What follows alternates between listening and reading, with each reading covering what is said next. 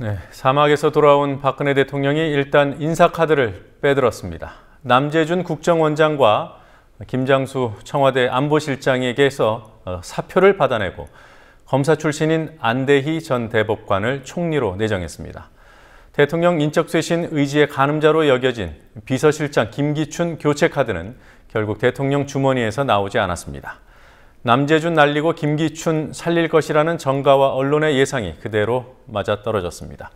6.4 지방선거 공식 선거운동 개시일에 날아든 청와대발 인사 소식, 이른바 세월호 전국에 어떤 영향을 미칠지 주목됩니다. 정치권 소식 김진희 PD 연결해서 알아보도록 하겠습니다. 김진희 PD. 네, 김진희입니다. 네, 안대희 총리 카드에 담긴 의미, 그리고 추후 이어질 개각 시기와 폭, 어떤 분석과 전망이 나오고 있습니까? 네, 박근혜 대통령이 오늘 새 총리 후보자로 안대희 전 대법관을 지명했습니다. 검사 출신인 안 내정자는 지난 대선 당시 새누리당 정치쇄신 특별위원장을 맡았다가 한광욱 국민대통합위원장 영입을 반대하면서 박 대통령과 마찰을 빚어 직을 내놓은 바 있습니다. 안 내정자는 오늘 기자회견을 열고 대통령을 진정으로 보좌하기 위해 가감없이 직언하겠다고 밝혔습니다. 정치평론가들은 국가안전처와 인사기능을 갖는 행정혁신처가 총리실 산하에 신설되기 때문에 강골 총리가 필요한 상황이고 부처 개편으로 인한 공직사회 동요를 막고 비리를 솎아내겠다는 의지로 대검 중수부장 등을 역임한 안 내정자를 선택한 것으로 해석했습니다. 개각 시기는 6.4 지방선거 이후 개각 대상은 세월호 참사 대처에서 문제를 드러낸 안전행정부와 해양수산부, 그리고 라면 논란을 빚은 교육부 장관이 포함돼 중폭 이상의 개각이 될 것이란 의견입니다. 네. 남재준 국정원장과 김장수 청와대 안보실장의 사표가 수리되고 반면 김기춘 청와대 비서실장은 자리에 남았습니다. 어떤 의미가 있습니까? 오늘 청와대 수석비서관 회의에 김기춘 비서실장이 모습을 드러내 인적쇄신 대상에서 일단 빠진 것으로 보입니다. 한 시사평론가는 김장수 안보실장의 청와대는 재난컨트롤타워가 아니라는 발언에 따른 민심 이탈을 사표 수리의 배경으로 분석하면서 남재준 국정원장의 경우도 민심 회복을 위한 조치라고 말했습니다. 또 다른 시사평론가는 청와대 참모진 중 핵심 인물인 김기춘 실장이 유임돼 인적쇄신 효과가 반감됐다면서 김기춘 실장 없는 박 대통령은 생각할 수 없다는 의미라고 풀이했습니다. 김기춘 실장에 대한 대통령의 두터운 신임이 다시 한번 확인돼 2기 내각에서도 막강한 영향력을 발휘할 것으로 보입니다. 오늘 인사 발표에 대해 야권에서는 어떤 반응을 내놨습니까?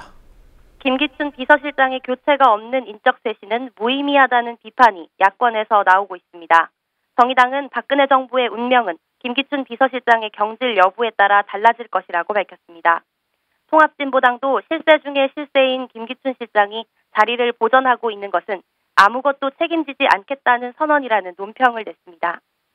또 정의당 김종민 대변인은 남재준 국정원장과 김장수 국가안보실장은 경질해야 하는데 사표를 수리하는 방식으로 처리한 점도 잘못됐다고 지적하면서 이들을 사법처리 대상이라고도 말했습니다. 새 총리 내정자에 대해서도 새정치민주연합은 정홍원 총리에 이어 검사 출신을 연속 기용하는 것은 국민 화합을 바라는 국민적 기대를 외면한 것이라고 비판했습니다. 정홍원 국무총리가 어제 국회 본회의장에서 언론의 세월호 보도를 통제했다는 사실을 인정하는 답변을 했습니다. 정치권에서 오늘 어떤 반응을 내놨습니까? 어제 국회 긴급 현안 질의에서 정홍원 총리가 언론사에 잠수사 사기에 도움되는 보도를 해달라고 요청한 사실이 있다고 발언했습니다. 언론 개입 파문으로 커질 조짐이 보이자 직접 전화한 것은 아니고 국무회의 등의 자리에서 발언했다면서 협조 요청은 할 수 있는 것 아니냐고도 말했습니다. 오늘 새정치민주연합은 국무회의 같은 공식 석상에서 보도협조 요청이라는 미명하에 보도 방향을 제시한 것은 박근혜 정부가 언론기관과 언론인을 어떻게 생각하는지 짐작할 수 있는 대목이라고 비판했습니다. 또 총리가 언론 보도 방향에 대한 발언을 했다고 밝힌 국가정책조정회의와 국무회의 발언 기록을 공개하고 진상을 밝혀야 한다고 촉구했습니다. 다른 정당들은 총리의 어제 발언을 알고 있다면서도 이 사안과 관련한 논평을 내놓지 않았습니다. 6.4 지방선거 공식 선거운동 첫날입니다. 여야 지도부, 오늘 제일 먼저 찾은 곳은 어디였습니까? 새누리당 지도부는 충청, 새정치민주연합 지도부는 수도권에서 각각 선거운동을 시작했습니다. 새누리당은 대전에서 당 선거대책위원회를 여는 등 캐스팅보트 지역인 충청 표심 잡기에 집중하겠다는 전략입니다. 새누리당 박성효 대전시장 후보 사무실을 찾은 최경환 공동선대위원장은 충청권의 전폭적 지지로 대통령의 눈물을 닦아드려야 할 때라고 말했습니다. 민주연합 지도부는 오늘 수원에 있는 김진표 경기지사 후보 사무실을 찾아 당 선거대책위 발대식을 열었습니다. 혼전 양상을 보이는 경기지사 선거까지 승리해 수도권 3곳을 모두 가져가겠다는 의지를 보여준 행보라는 분석입니다. 발대식 후 김한길 안철수 공동대표와 박영선 원내대표는 각자 흩어져 서울과 경기를 돌며 후보 지원에 나섰습니다. 수도권 중에서도 경기 지역 환세가 가장 박빙이라는 여론조사들이 나오고 있습니다. 오늘 경기지사 후보들의 선거운동 어땠습니까? 혼전 양상을 보이며 이번 지방선거 최대 격전지 중 하나로 꼽히는 경기도지사 선거에 출마한 여야 후보들은 안산 합동분향소 조문으로 공식 선거운동을 시작했습니다. 지지율 조사에서 남 후보가 앞서 왔지만 격차가 점차 줄어 오늘 처음으로 김 후보가 지지율 역전에 성공한 데 대해 김 후보는 자신감을, 남 후보는 경기도 판세는 원래 박빙이라며 여유를 보였습니다. 이제 선거운동 첫날 방송 3사 여론조사가 제 지지율이 남경필 후보를 추월하기 시작했다 하는 분석이 있습니다. 경기도지사는 정치적인 이미지만 좋아가지고는 안 되고 도민들의 삶을 확실히 개선할 수 있는 실천 능력이 있어야 된다. 원래 수도권 선거는요 지지율이 좁혀지게 돼 있고요. 전략이 따로 없습니다.